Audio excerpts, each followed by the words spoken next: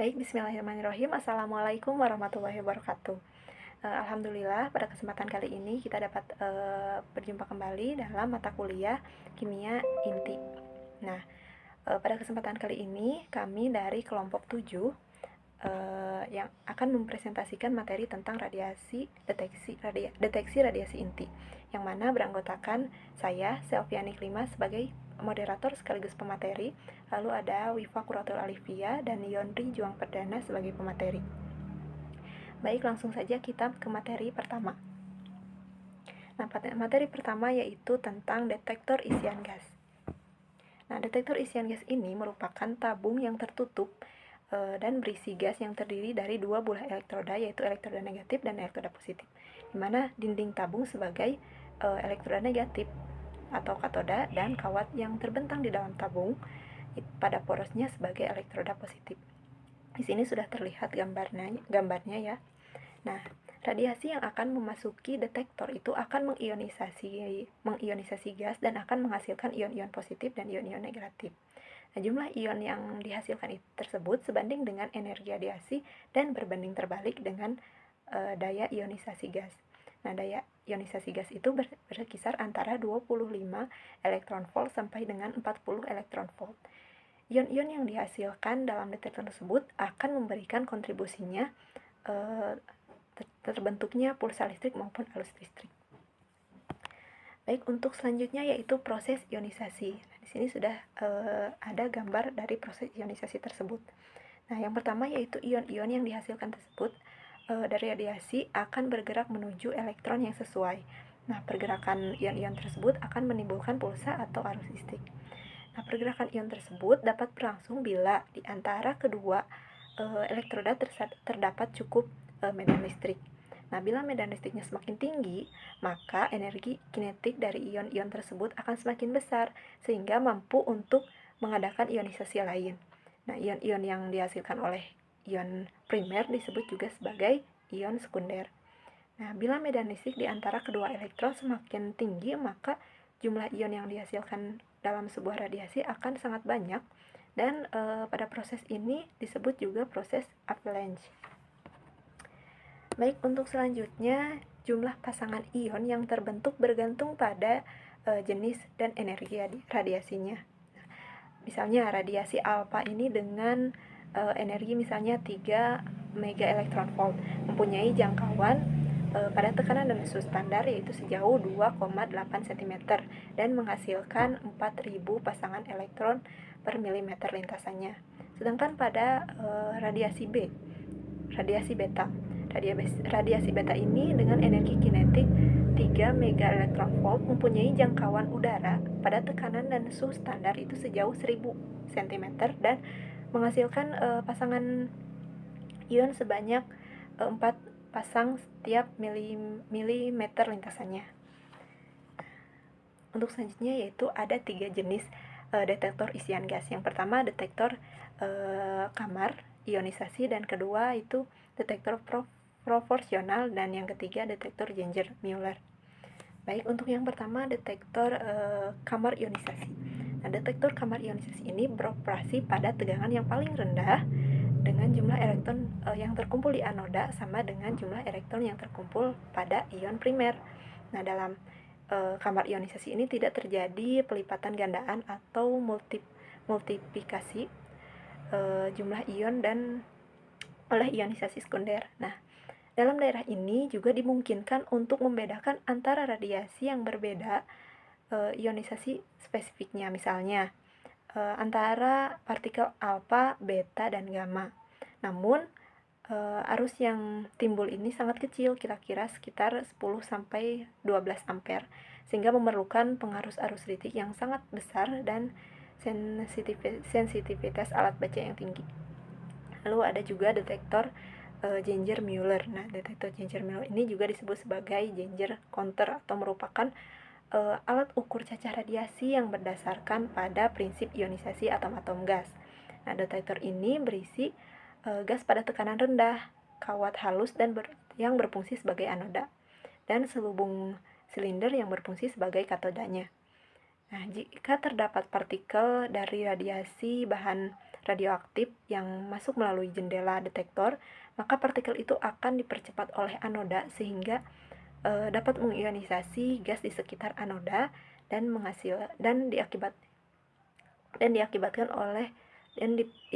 diakibatkan perolehan pulsa listrik. Nah, cacah pulsa listrik itu sebanding dengan jumlah partikel dan bahan radioaktif yang masuk dalam detektor.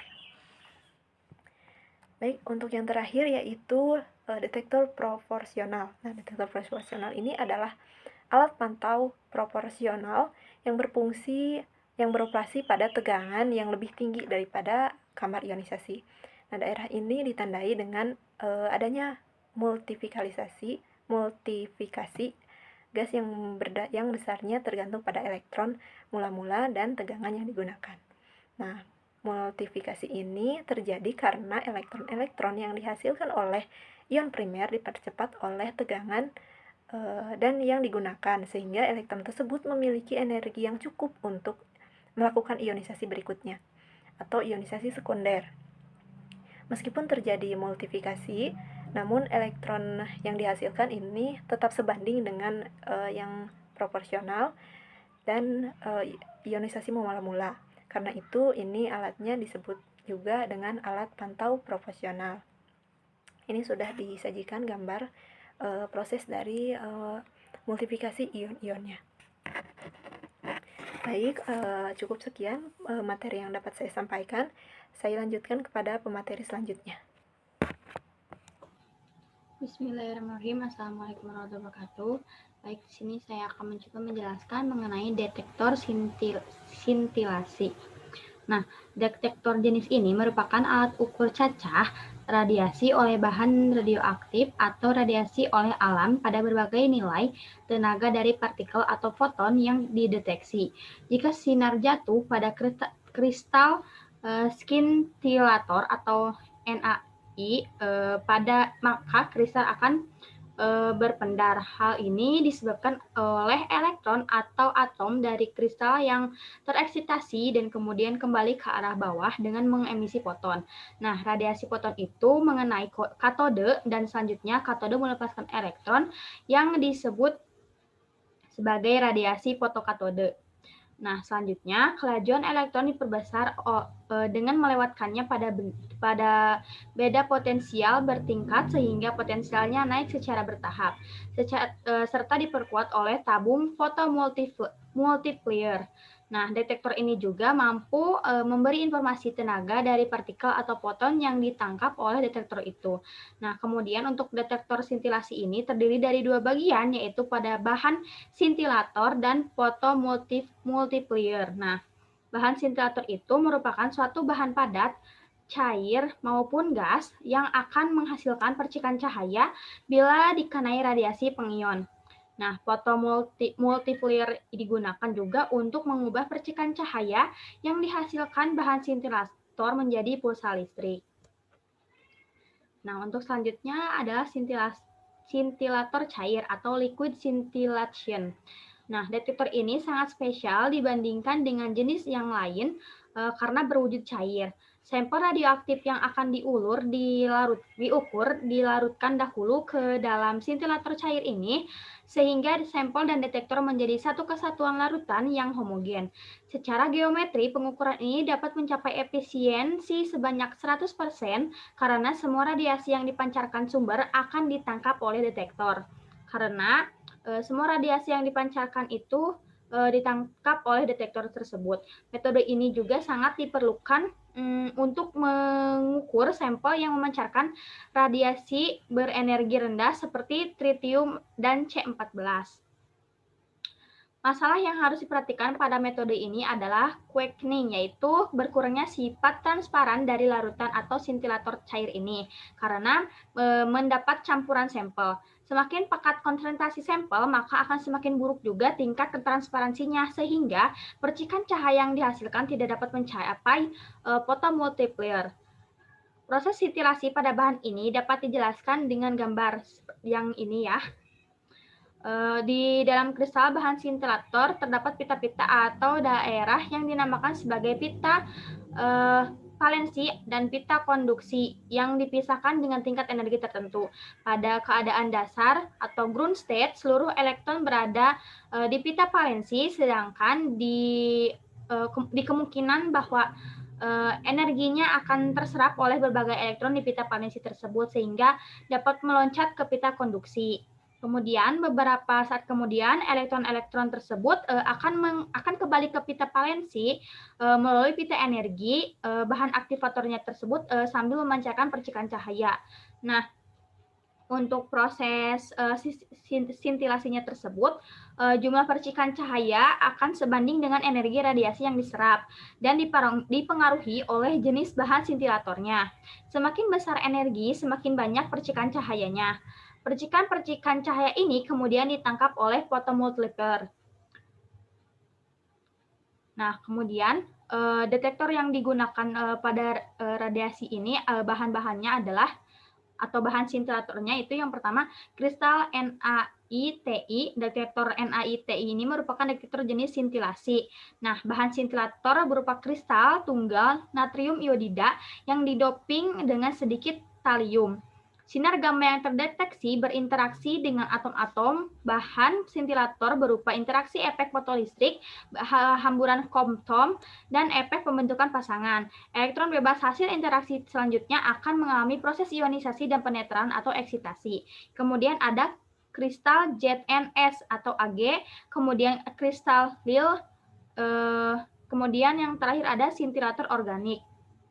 Selanjutnya ada tabung multiplier. Nah, tabung multiplier ini terbuat dari tabung hampa yang kedap cahaya dengan fotokatoda yang berfungsi sebagai masukan pada salah satu ujungnya dan terdapat beberapa dinode untuk menggandangkan elektron seperti terdapat pada gambar yang ini.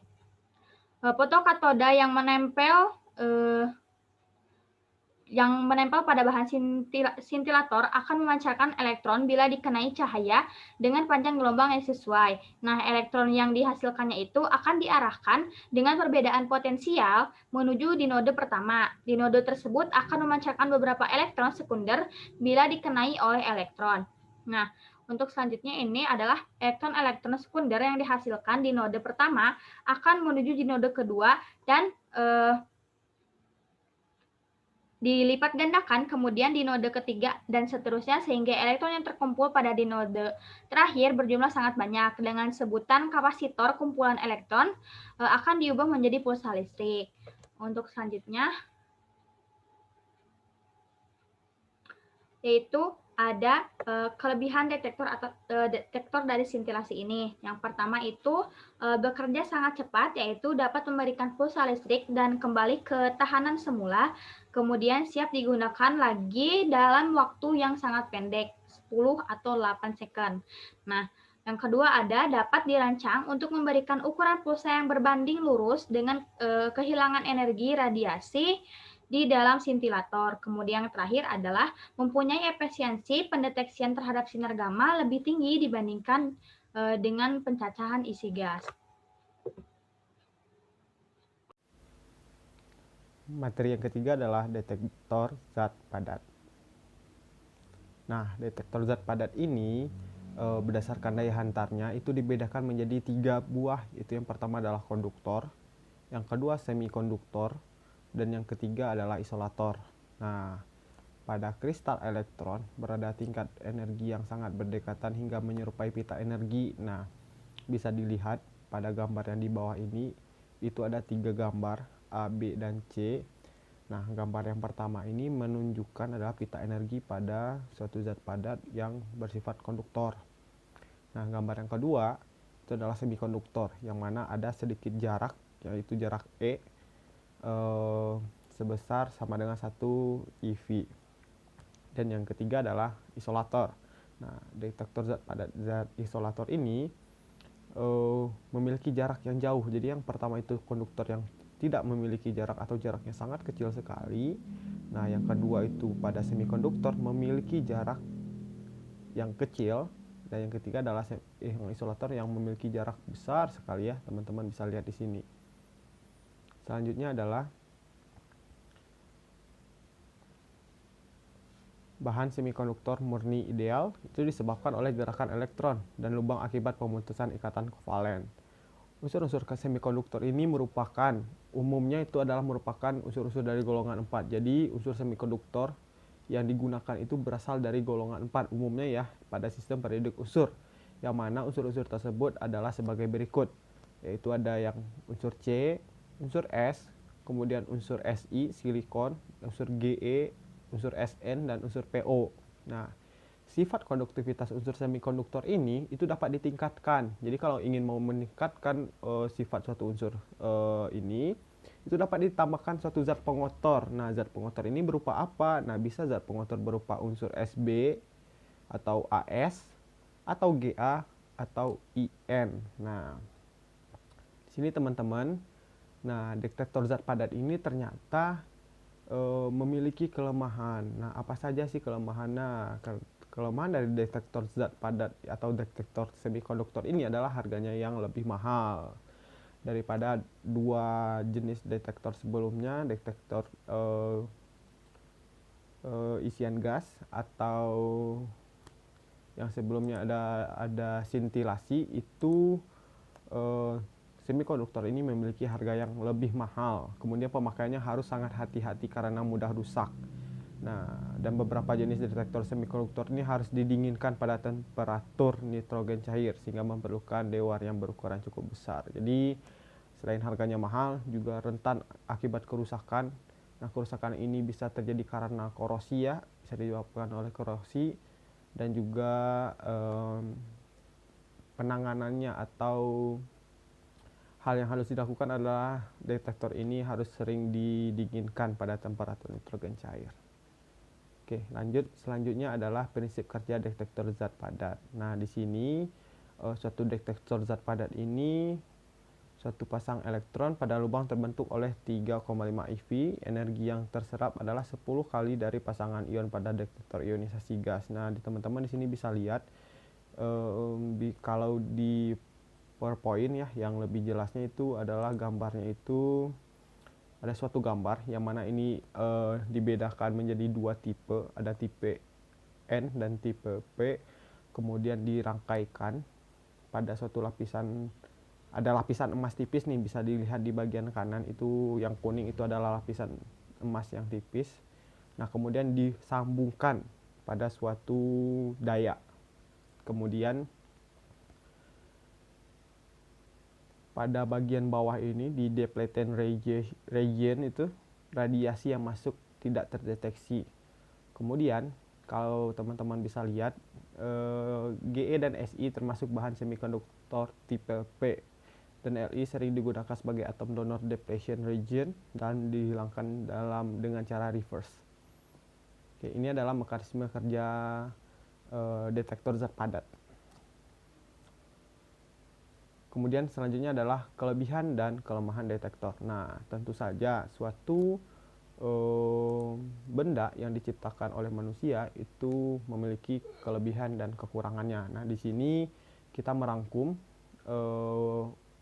kelebihan dan kelemahan detektor zat padat ini secara keseluruhan, mulai dari detektor gas, detektor sintilasi, kemudian ada detektor zat padat atau detektor semikonduktor.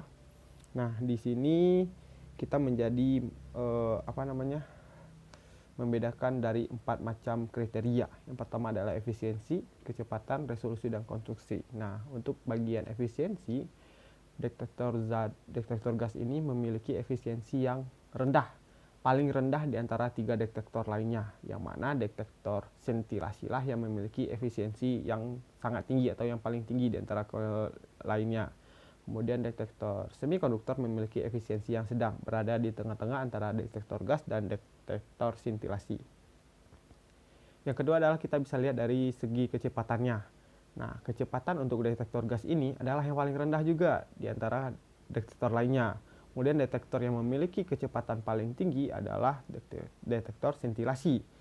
Dan detektor yang kecepatannya berada antara detektor gas dan detektor sintilasi adalah detektor semikonduktor yang memiliki kecepatan sedang antara, ya teman-teman bisa lihat sendiri. Kemudian resolusi. Nah, di sini resolusi itu semakin tinggi resolusinya, maaf, semakin rendah resolusinya berarti semakin bagus ya suatu detektor ini. Nah, di sini resolusi yang memiliki resolusi paling rendah adalah resolusi yang dimiliki oleh detektor gas. Kemudian yang kedua adalah detektor sintilasi, dan yang ketiga adalah detektor semikonduktor. Nah, teman-teman bisa lihat di sini. Nah, yang ketiga adalah konstruksi. Nah, dilihat dari segi konstruksinya atau segi perakitan, perancangan, pembangunan, pembuatan, detektor gas ternyata memiliki konstruksi yang sangat rumit, paling rumit di antara detektor lainnya. Kemudian konstruksi yang lumayan rumit adalah detektor sintilasi, berada di peringkat kedua ya berarti. Yang ketiga adalah detektor semikonduktor. Nah, jadi di antara ketiga jenis detektor ini yang memiliki tingkat kesulitan dalam segi konstruksinya adalah yang paling rendah adalah detektor semikonduktor atau detektor zat padat. Untuk bagian analisis jurnal ini kita mulai dengan pendahuluan, tapi sebenarnya jurnal yang kami analisis adalah jurnal yang berjudul Kajian Kinerja Sistem Deteksi antara Detektor NAITI dan CSITI untuk perangkat Rhenograph Portable Jinjing. Nah, selanjutnya kita masuk kepada bagian analisis jurnalnya.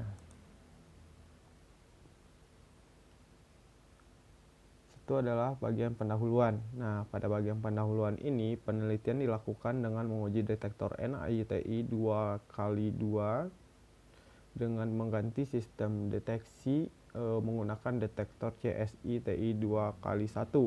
Diharapkan, nah, tujuan dari penggantian detektor pada jurnal yang dibahas kali ini adalah diharapkan perangkat Rhenograph ini menjadi portable jinjing. Jadi suatu penelitian yang dilakukan itu adalah bagaimana mengubah suatu peralatan kedokteran di sini ya teman-teman menjadi suatu peralatan yang portable atau bisa dibawa kemana-mana. Nah,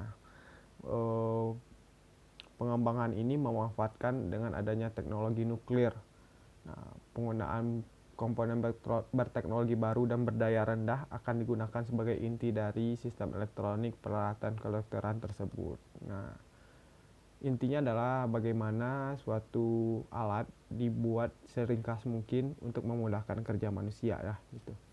Nah, kemudian kita masuk kepada bagian teori. Nah, di sini akan dijelaskan beberapa contoh diantaranya itu yang pertama adalah di sini jurnal ini membahas bagaimana fotoioda ya bekerja atas dasar pengubahan cahaya tampak yang mengenai fotokatoda sehingga menghasilkan elektron. Kemudian fotodioda ini adalah dioda semikonduktor yang khusus dirancang untuk keperluan pembangkitan energi listrik. Karena penyinaran fotodioda yang dikopel dengan sintilator dibuat dari silikon yang dimerestifikasi tekanan. Nah, di sini karena ada penukaran detektor. Nah, detektor yang awalnya NATI ini adalah sintilator yang paling banyak digunakan untuk mendeteksi sinar gamma. Kemudian detektor NAITI ini diganti menjadi detektor CSITI yang itu adalah sintilator anorganik yang sangat cocok untuk digandengkan dengan fotodioda. Nah, alasannya kenapa? Karena memiliki yield cahaya yang paling tinggi. Kuantum efisiensinya mencapai sebesar 69% sepanjang spektrumnya dibandingkan dengan 49% pada NAITI. Nah, jadi alasan mengapa detektornya itu diubah adalah karena memiliki efisiensi yang lebih besar, yaitu sebesar 69% dibandingkan dengan 49%. Kedua adalah resolusi detektor. Nah, nilai resolusi yang detektor semakin kecil menunjukkan resolusi yang semakin baik untuk memisahkan puncak energi. Nah, teman-teman bisa melihat di sini resolusi detektor itu jikalau semakin kecil resolusinya berarti dia memiliki semakin baik gitu ya untuk memisahkan energi puncak, yang mana resolusi detektor ini dinyatakan dalam bentuk persamaan yaitu FWHM dibagi dengan E dikali 100%. yang mana tujuannya adalah memisahkan puncak energi yang berbeda atau yang berdekatan. Itu adalah fungsi dari resolusi detektor. Yang ketiga adalah efisiensi detektor. Nah, efisiensi detektor ini dapat dilihat dari persamaan E sama dengan N dibagi 3,7104 dikali S dikali F dikali A dikali 100%, di mana E adalah counting efisiensi atau besaran dari efisiensi dalam persen, kemudian N adalah background count rate yang telah dikoreksi background dalam satuan C dibagi C per S. S adalah aktivitas substandard pada sertifikat. F adalah decay factor for day of measurement, dan E adalah fractional abundance of detected radiation per disintegration. Nah, yang mana makin besar suatu volume aktifnya, maka makin banyak jumlah cacar radiasi yang dapat diterima oleh detektor. Nah, itu adalah fungsi efisiensi detektor. Selanjutnya adalah spektrum energi. Spektrum energi ini terdiri dari latar belakang dan suatu luasan pada puncak energi dengan besar energi tertentu yang sesuai dengan energi sumber radiasi yang digunakan. Nah, pada bagian awalan atau bagian teori ini juga dijelaskan bahwa kenapa peneliti memilih detektor CSI-TI menjadi pengganti dari detektor sebelumnya, yaitu NAI-TI. Nah, ada beberapa alasan. Yang pertama adalah dimensi kecil.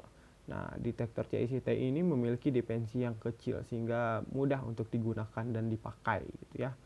Kemudian dioperasikan pada tegangan yang rendah. Jadi tidak perlu tegangan tinggi untuk mengoperasikan. Jika kita memiliki tegangan yang rendah, jadi secara tidak langsung juga menjelaskan bahwa lebih mudah untuk digunakan. Nah, yang ketiga adalah tinggi sinyal yang sangat stabil. Nah, ini yang paling penting sebenarnya. Suatu perangkat elektronik itu harus memiliki kekuatan sinyal yang stabil. Nah, makanya salah satu kelebihan dari CSI-TI ini adalah memiliki sinyal yang stabil. Yang kedua yang selanjutnya adalah kokoh. Nah, kokoh akan membuat suatu peralatan tahan lama tentunya. Jadi karena memiliki sifat yang kokoh, CSI-TI ini dianggap memiliki kemampuan yang bisa menggantikan detektor NAI-TI. Yang ketiga adalah yang selanjutnya adalah tidak terpengaruh oleh medan magnet. Nah, kelebihannya adalah yang kelima itu tidak terpengaruh oleh medan magnet. Nah, mungkin sekian, dilanjutkan kepada materi berikutnya mengenai hasil pembahasan. Baik, untuk selanjutnya hasil analisis jurnal pada bagian hasil dan pembahasan. Nah, komparsi spektrum sumber standar CS137 sebesar 662 kilo elektron volt dan spektrum standar CO60 sebesar 1173,1 kilo elektron volt dan 1332,4 kilo elektron volt menggunakan sistem deteksi dari detektor NAI-TI 2x2 dan detektor CSI-TI photodiode 10x10 mm menunjukkan komparsi kinerja sistem deteksi radiasi gamma dari detektor NAI-TI 2x2 dan detektor CSI-TI photodiode yaitu 10x10 mm. Nah, dari gambar terlihat bahwa detektor NAI-TI 2x2 mempunyai resolusi atau daya pisah yang lebih baik serta efisiensi yang lebih besar dibandingkan dengan detektor CSI-TI photodiode 10x10 mm. Nah, terlihat bahwa detektor NAI-TI 2x2 ini mempunyai resolusi daya pisah yang lebih baik serta efisiensi yang lebih besar dibandingkan dengan detektor CSI-TI photodiode 10x10 mm. Nah, karakteristik dari sintilas menunjukkan bahwa efisiensi detektor NAI-TI dan detektor CSI-TI berbanding 100% dan 45%. Jika digunakan detektor CSI-TI photodiode dan dengan ukuran kristal yang lebih kecil, maka efisiensinya juga akan semakin menurun. Nah, hasil pengujian sinyal keluaran dari menggunakan sumber BA dengan nomornya 133 menunjukkan bahwa intensitas pulsa yang dihasilkan oleh detektor NAITI yaitu 2x2 lebih terang dibanding dengan intensitas pulsa yang dihasilkan oleh detektor CSTI yang 1,1. Nah, hal tersebut dipengaruhi oleh perbedaan diameter yang dimiliki oleh kedua elektron tersebut. Itu semakin besar diameter elektron, maka akan semakin besar pula radiasi gamma yang tertangkap. Oleh karena itu, akibatnya detektor yang memiliki diameter yang lebih besar akan menghasilkan intensitas yang lebih terang. Baik, sekian pembahasan dari saya. Untuk selanjutnya, pada hasil dan pembahasan, dari data tabel keempat diperoleh resolusi menggunakan sumber 137CS untuk detektor NALTI 2x2 sebesar 7,6% dan untuk detektor CSI-TI 1 sebesar 9,4%, sedangkan resolusi pada saat menggunakan sumber 133BA didapatkan 11,3% untuk detektor NAITI 2x2 dan 13,4% untuk detektor CSI-TI 1x1. Dari hasil hitungan ini dapat dikatakan bahwa resolusi detektor NAITI 2x2 lebih baik dibandingkan dengan resolusi detektor CSI-TI 1x1. Secara fisik, resolusi detektor NAITI 2x2 lebih baik dibandingkan dengan resolusi detektor CSI-TI 1x1. Kenyataan ini dapat dilihat dari FWHM yang dihasilkan pada detektor NAITI 2x2 lebih kecil dibandingkan dengan FWHM yang dihasilkan pada detektor CSI-TI 1x1, baik pada saat menggunakan sumber 137CS maupun 133BA. Spektrum energi puncak yang dihasilkan oleh detektor NAITI 2x2 lebih ramping dibandingkan dengan spektrum tenaga puncak yang dihasilkan oleh detektor CSI-TI 1x1.